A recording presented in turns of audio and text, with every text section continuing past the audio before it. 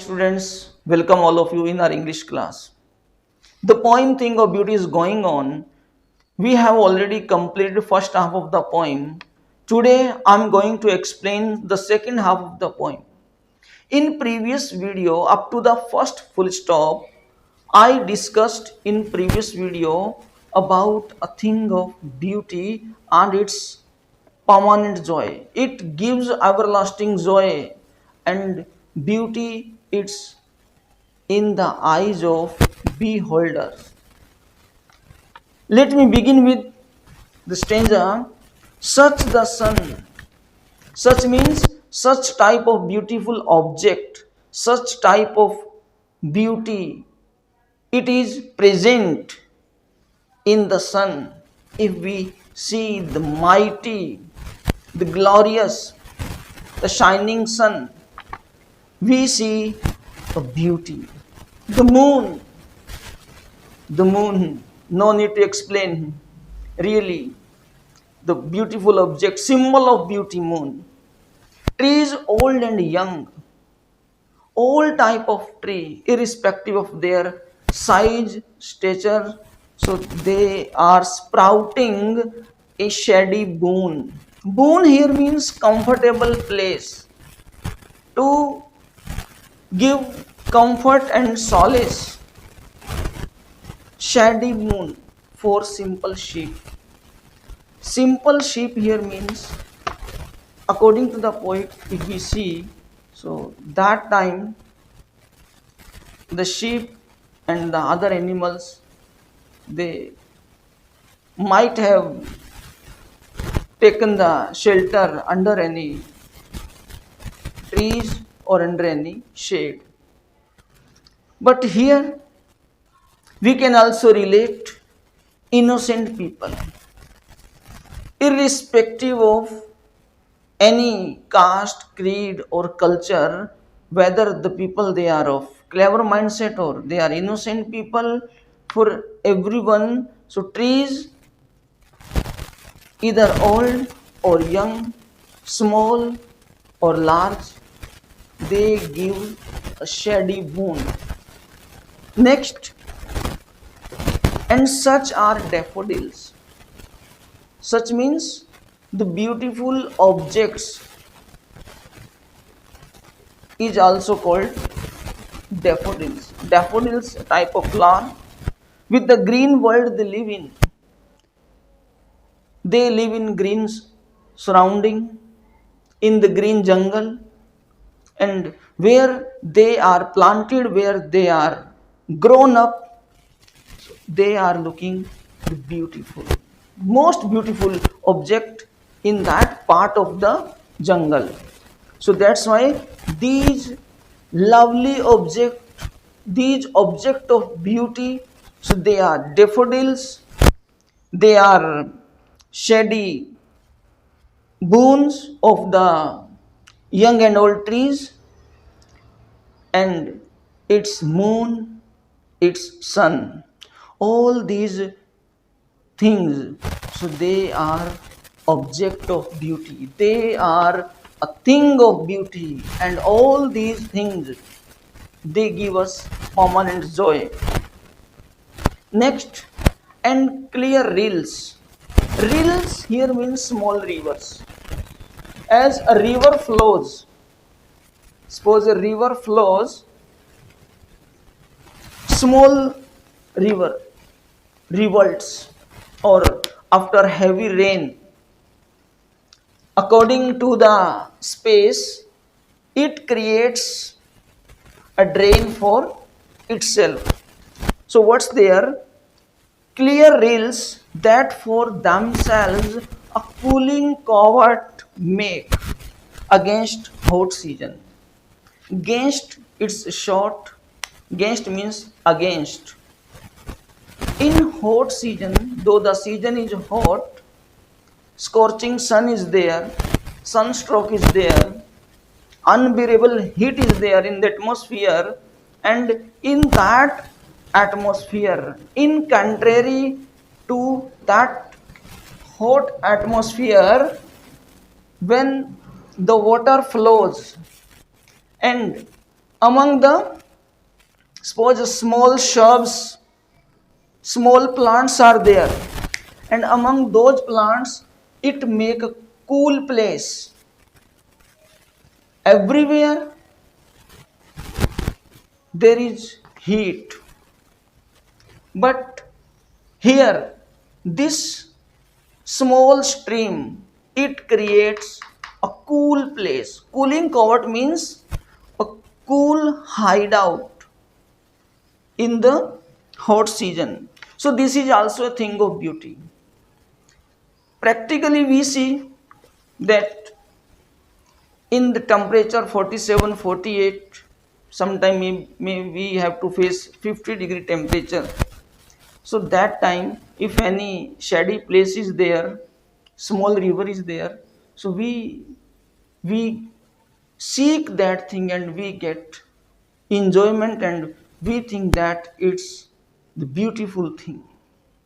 Next, the mid forest break.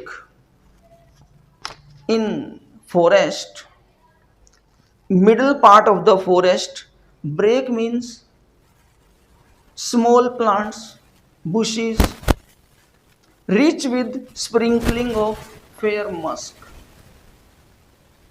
Fair musk means musk rose blooms.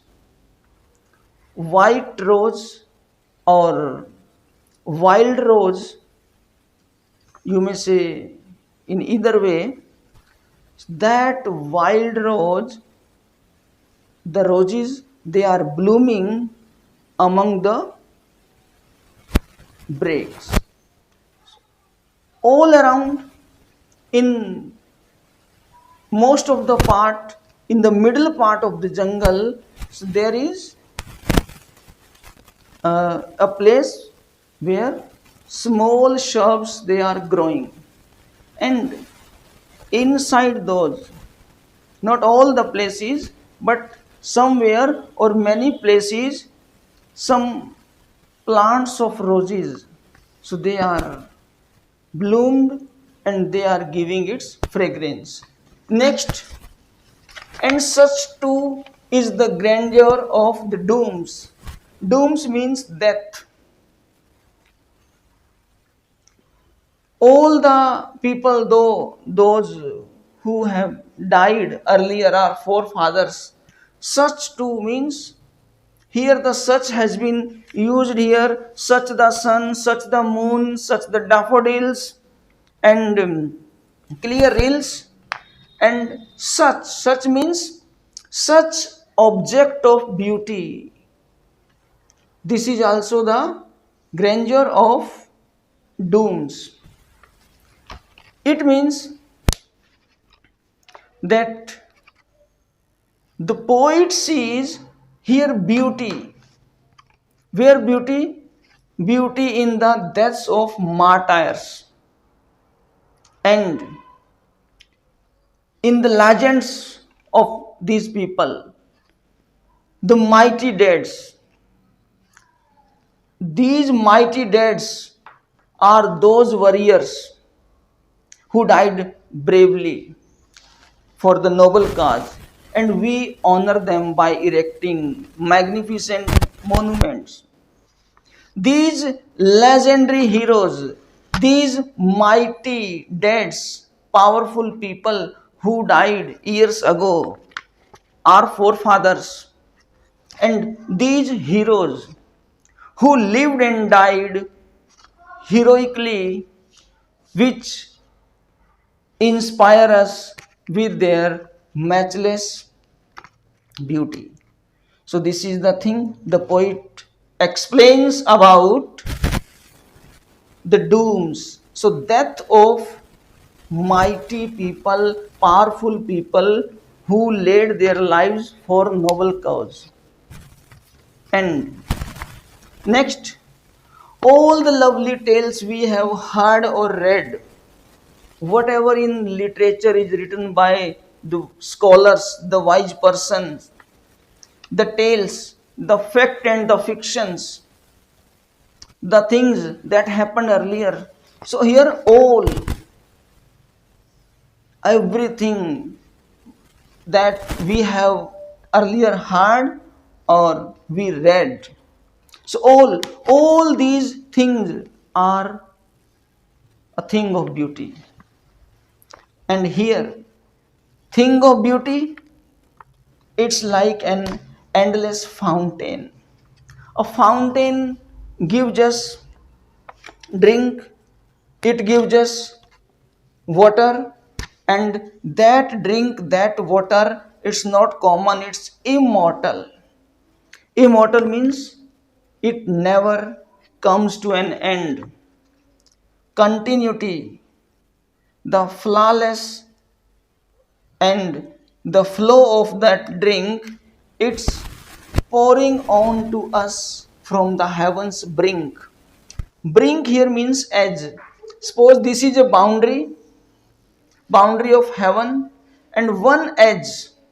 So from this heaven is full of immortal drink, and from one edge the drink it's pouring on to us.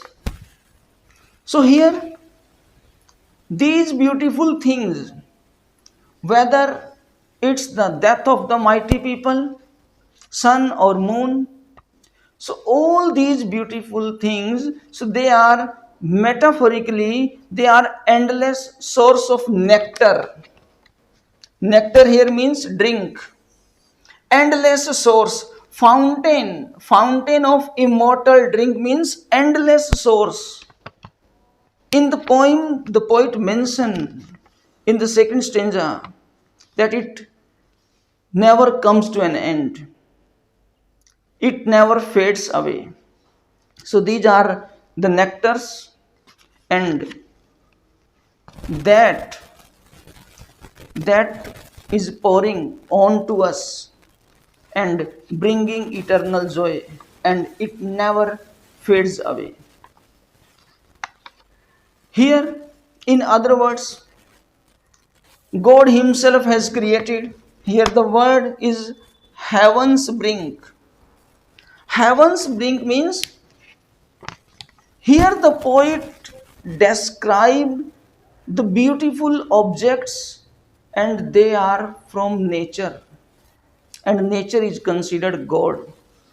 That's why, in other words, we can say that God Himself has created these beautiful things for us, so that we can get joy from them during our life on this earth. Here, poetic device that has been used here, no need to explain much, because in first or second poem I have already explained in detail. So, noble nature, and repeatedly n in nature word it's repeated. Schooling covert, so these are alliteration, these two phrases, and flowery bands, shady boons, clear rills. So they are imagery here, images they are being presented by the poet, and simple sheep, they are symbol. Sheep is symbol of innocent human being. So I would send you some question answer. Hope you would do the question answer summary, and the other things, those are related to the examination. Thanks a lot.